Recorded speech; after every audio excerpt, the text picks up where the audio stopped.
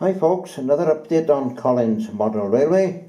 What I've done roughly over the last week is taken the double track up from this corner by here and relaid it.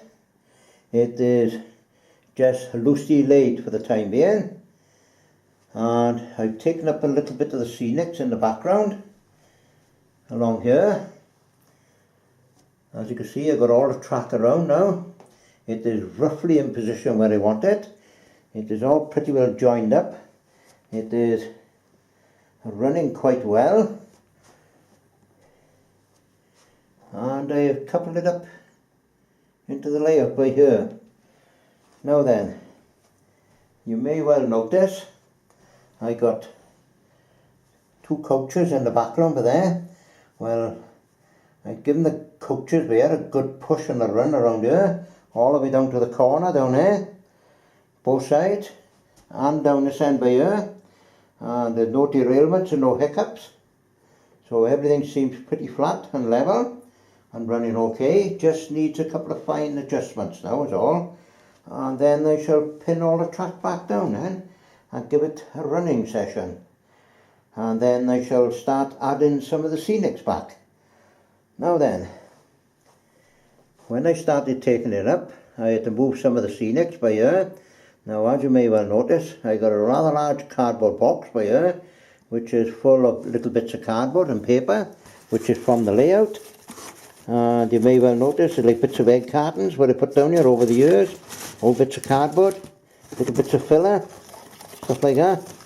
And what I've done, I used model paint to paint it up as well here and here, as you can see. And this is what I plan doing now in the next couple of weeks. Put some of this back down with some of this gauge master by here. It is called static green light grass with pebbles, and I shall mix it up with other gauge master stuff which I will show you now. Now this by here now is different colour grass, as you can see in here, and these are scenics and gauge master. And what I shall do as well is use these as well. I'm not sure if you can see them. They're garden pots. They're very similar to the cardboardy egg cartons I used to get, which I used to use years ago. Now what you could do, as I say, take all these apart by here, and you can put them on the track, as so, and you can put your hand on there, and you can squash them down a bit. A little bit of filler around the side, and it'll do a nice neat little job. It'll look rough and lumpy, as the ground should be. And I may well make a tunnel along by here out of these cartons.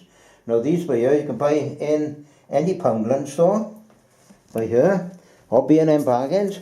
I had 3 of these pots by here, which is about 40 pots I think, something like that, for $1.99 B&M bargains. And this one by here now I had in Poundland.